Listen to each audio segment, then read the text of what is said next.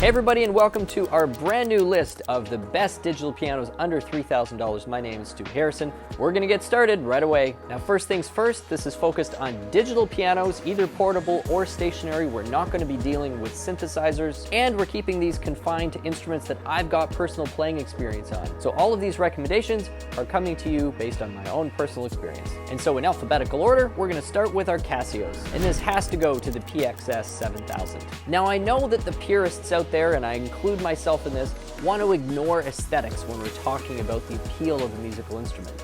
But the 7000 just looks so cool. From the proportions and lines of the entire package, the stand, the instrument, the fact that it's so well built, and their choice of color, harmonious mustard. Who would have thought? Just as a showpiece and art piece alone, this really caught people's attention, even wound up in the Rob Report. But as a musical instrument, and particularly for people focused on contemporary repertoire, they crushed it. It uses a nice compact key action, which is great for space, but the reason why I'm not necessarily recommending it for higher level classical players. And once you spend a little time with the interface, it's very intuitive and gives you a lot of interesting ways to navigate through and select all of the different types of pianos and electric pianos that are available on the instrument. As I've said with many Casios before, I also highly suggest using it with the Casio Music Space app. It makes navigating the instrument even easier.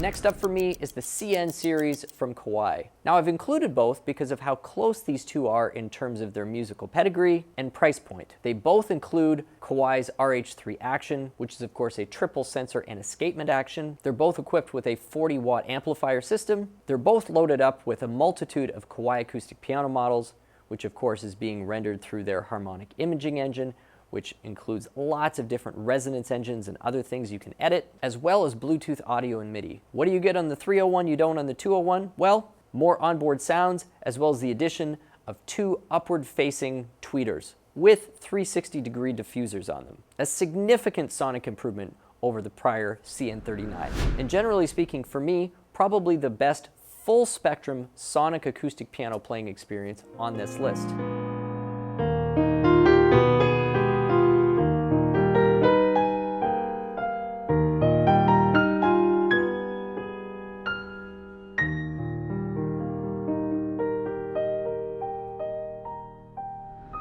Moving on to Roland, we've got the HP 704. Now while this is called an HP, it kind of is an LX in disguise. And here's why. Moving up from the 702, we go to the PHA 50 Action. From the PHA 4, we increase our amplifier size and add two additional speakers. And while the 704 doesn't have quite the same bass punch that you might get out of a Kawai CN301, the detail and subtleness of the mids and upper mids on this instrument are just exquisite. Add to that all of your typical connectivity options, from Bluetooth, MIDI, and audio to discrete line outs, as well as undoubtedly the most elegant cabinetry for full-size home digital piano of any manufacturer.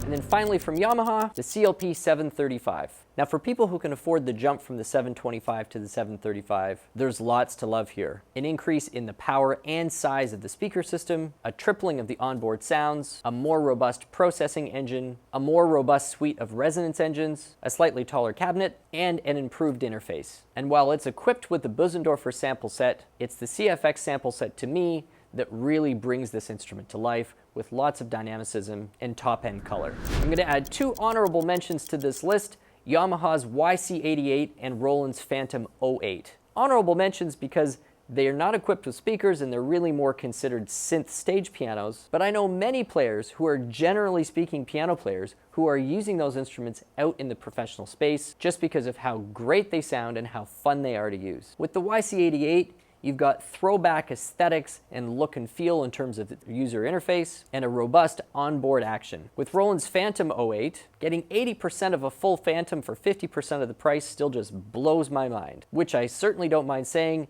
is why that's now the machine I'm doing most of my gigging on. So thank you so much everybody for checking out our most recent 2024 list of the best digital pianos under $3,000. Please consider subscribing and hitting that notification bell because we'd love to have you back. Leave a comment, let us know what you thought, and hopefully we'll see you around soon. My name is Stu Harrison. This has been Merriam Pianos on YouTube.